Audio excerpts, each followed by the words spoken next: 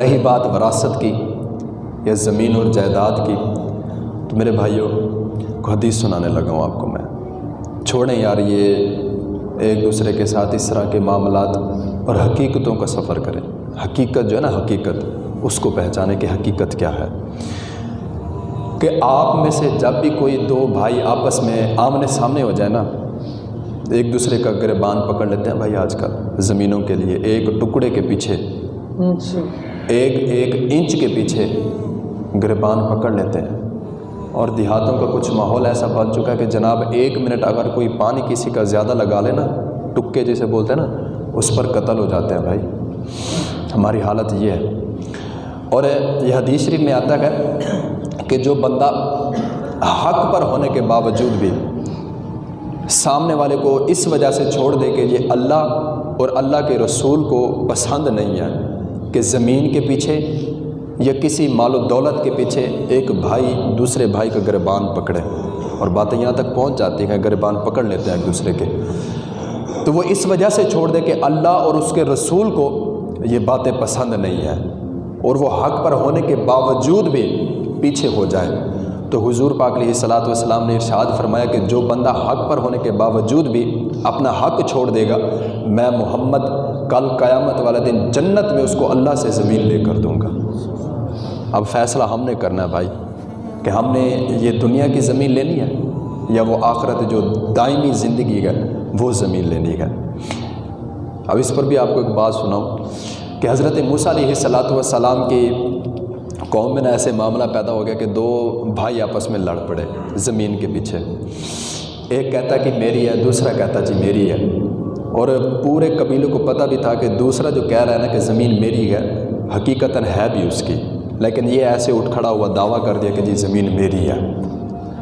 تو حضرت موسیٰ علیہ السلام کے پاس سارے بندے پہنچے کہ جی ہم نے فیصلہ کرنے کی کوشش کی لیکن ہم سے فیصلہ نہیں ہوا، تو آپ ہی فیصلہ فرمائیں کہ کیا یہ زمین کس کی ہے، کس کو دینی چاہیے، آپ فیصلہ فرما دیں، آپ اللہ کے نبی ہیں، رسول ہیں آپ۔ تو جب ایسے معاملات ہوتے ہیں نا جناب، اس میں کچھ ایکسٹرا سیانے لوگ جسے بولتے ہیں نا جی، وہ بھی بیٹھے ہوتے ہیں۔ تو ایک بندہ وہاں پر بھی بیٹھا تھا جو ایسے نا جناب سائڈ سے ایسے جناب انگلی لگا دی کہ جی ایسے نہیں ایسے کر دے۔ تو وہاں پر بھی ایک بندہ بیٹھا تھا، وہ کہنے لگا کہ جی آپ ان دونوں کو نا علیحدہ علیحدہ لے کر جائیں، دونوں سے پوچھیں کہ کیا معاملات ہیں، حقیقت سامنے آ جائے گی۔ تو حضرت موسیٰ علیہ السلام جلال میں آ گئے کہ میں اللہ کا نبی ہوں، اگر میں چاہوں تو میں زمین کو حکم دوں تو زمین خود بول پڑے کہ میں کس کی ہوں، تو مجھے ضرورت نہیں ہے کہ میں علیحدہ علیحدہ جا کے دونوں سے پوچھوں۔ تو آپ پوری قوم کو لے کر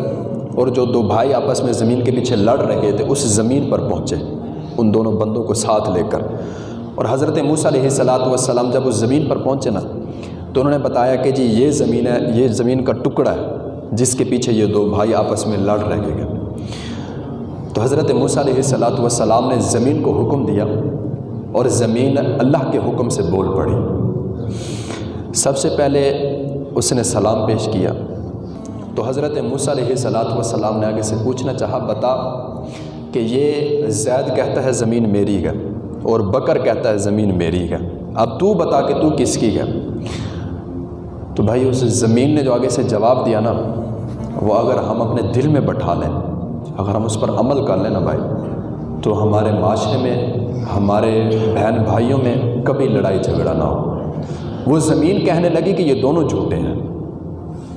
زید بھی جھوٹ بول رہا ہے، بکر بھی جھوٹ بول رہا ہے، نہ میں اس کی ہوں نہ میں اس کی ہوں، بلکہ ان دونوں کو کہو تیاری کر لو، تم دونوں میرے ہو، تم دونوں میرے ہو۔ بھائی ہم زمین کے ٹکڑے کے پیچھے لڑ رہے ہیں، یہ میری ہے، یہ میری ہے، بھائی کسی کی زمین نہیں ہے۔ ہم کون ہوتے ہیں یہ کہنے والے کہ زمین ہماری ہے؟ زمین ہماری نہیں ہے، بلکہ ہم اس زمین کے ہیں، ہم نے اس کے پاس جانا ہے، ہم نے جانا ہے۔ زمین کے پیچھے جناب لڑائیاں جھگڑے چل رہے ہیں، اور آج کے دور میں میں نے یہ بھی مسئلہ کھڑا کیا تھا، آپ کو میں نے بتایا تھا، اور کافی سارے میرے استاد صاحب بھی یہ مسئلہ اٹھاتے رہتے کہ باپ کے بارے میں نا کافی سارے معاملات عجیب سے چل رہے تھے۔ خیر اس میں تو کافی ساری ماشاءاللہ اب تبدیلی آ چکی ہے، لیکن ایک اور بہت بڑا مسئلہ ہمارے درمیان چل رہا ہے بھائی، اور یہ بہت بڑی ناانصافی ہو رہی ہے میں نے موضوع بھی اسی وجہ سے رکھا تھا، ایک بہن جو ہے نا، بہن، ایک بیٹی،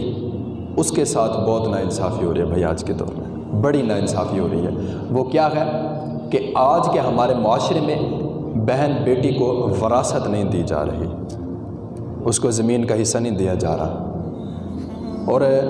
کچھ نام نہاد جو جنہوں نے اپنی بہنوں کو اپنے پاس رکھا ہوتا ہے وہ کہتے ہیں کہ جی ہماری بہن نے ہم سے حصہ مانگا ہی نہیں ہے، وہ کہتے ہیں کہ جی آپ کو میں نے دے دیا، آپ لے لو، زمین کا حصہ آپ لے لو۔ بھئی ہمیں کیا پتہ، وہ تو اس لیے ڈرتی ہے کہ اگر میں نے زمین کا حصہ مانگ لیا کہیں بھائی مجھے گھر سے نہ نکال دے، کہیں میرا بھائی یہ مجھ سے منہ نہ پھیر لے، وہ تو اس لیے ڈرتی ہے بھائی، وہ ہم سے حصہ نہیں مانگتی۔ اور ہم کیا سمجھتے ہیں کہ ہم سے پوچھا نہیں جائے گا، ہم سے اس بارے میں نہیں سوال ہوگا کہ بتاؤ بیٹوں کا حق تھا زمین پر، بیٹی کا کوئی حق نہیں تھا۔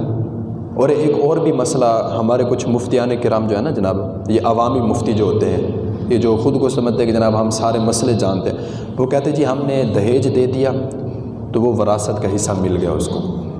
بھائی دہیج ایک علیحدہ چیز ہے، وراثت میں سے اس کو زمین کا جو حصہ دینا ہے وہ ایک علیحدہ چیز ہے، اس کا خاص خیال رکھا کریں۔ اپنے بچوں کے ساتھ جو ہے نا اس طرح کے معاملات کریں کہ اپنی بیٹی جو ہے نا اس کے ساتھ بھی ایسے رویے اختیار کریں کہ جیسے آپ اپنے بیٹوں کو وراثت تقسیم کرتے ہیں ویسے بیٹی کا بھی حق ہوتا ہے، اس کو بھی دینی چاہیے،